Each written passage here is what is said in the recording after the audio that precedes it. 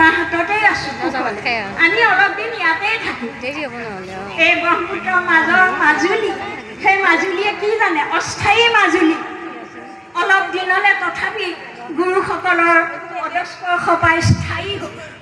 ধৰ্মৰ নামেৰে বৈকুণ্ঠ সৃষ্টি হ'ল সেই মাজুলী, সেই অক্ষয় জীৱনত বৈকুণ্ঠৰ সন্ধান দি। গতিকে সেই অস্থায়ী হেৰিত আকৌ সোঁতত উঠি যাব লগা হ'ল গুৰুসকল। ৰাতিয়ে হৰি জোঁৱাইক কাটিছে। হৰি জোঁৱাইক কটাৰ সেই দৃশ্যৰ সাক্ষী হৈ থাকিব লগা হৈছে মাধৱ পুৰুষ, যাৰ অন্তৰ জীৱ জন্তুৰ প্ৰতি যিসকল বৈষ্ণৱ গুৰু অতি সকৰুণশীল, সেইসকলৰ চকুৰ আগত কি নিৰ্যাতন তেওঁলোকে দেখিছে। হৰি জোঁৱাইক কাটিছে আৰু শেষলৈকে কি কৈছে? কাৰো প্ৰতি দেশ কোৱা নাই, কাৰো প্ৰতি হিংসা কোৱা নাই, কাৰো প্ৰতি প্ৰতিশোধৰ বচন কোৱা নাই। মাধৱ গুৰুৱে ক'লে, ভয়ো ভাই সাৱধান, যাব নহে ছুটে প্ৰাণ, ঈশ্বৰৰ ফৰমান নিকটে মিলয় জান। এই জানটোনো কি?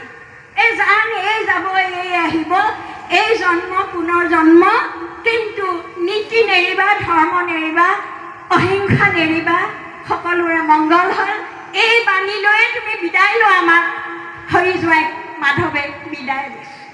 সেই দৃশ্যও গুৰুৰ বুকুৰে কিমানখিনি বৈ গৈছে ধুমুহা, আৰু এই ধুমুহাৰে সদায় তেওঁ চাই আছে দূৰৰ বাটলে। মাধৱো অহা নাই, হৰি জোঁৱাইও অহা নাই। তেওঁৰ ধৰ্ম এতিয়া আধৰুৱা হৈ যাব নেকি? আৰু দেখিছে দূৰত মাধৱ আহিছে। মাধৱ আহি ভৰিত দীঘল দি পৰি ইনাই বিনাই মাধৱে কান্দিছে।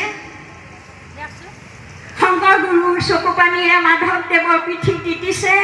ভগত বৈষ্ণৱে কান্দিছে। এইটো এটা দুখৰ পিছত পুনৰ জনম পোৱাৰ এটা সুকৰ আৰু আনন্দৰ উৎসৱ।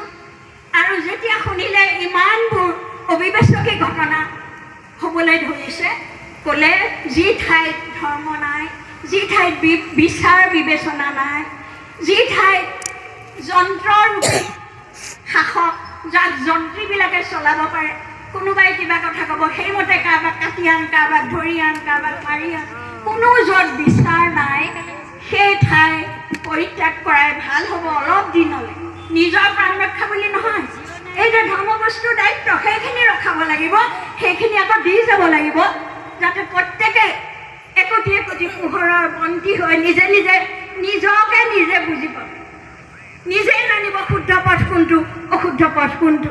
নহ'লে যে এই যাদুকৰতে পুৰোহিতবিলাকে, কৰ্মকাণ্ডীবিলাকে শিপায় নমঃ অমায়ন এক কৰক তেওঁলোকে নমঃ, কিন্তু তাৰ ফলত যে দান দক্ষিণাৰে এটা শোষণ, এই আঙঠি এটা দিব তাৰ ফলনি ইমানটো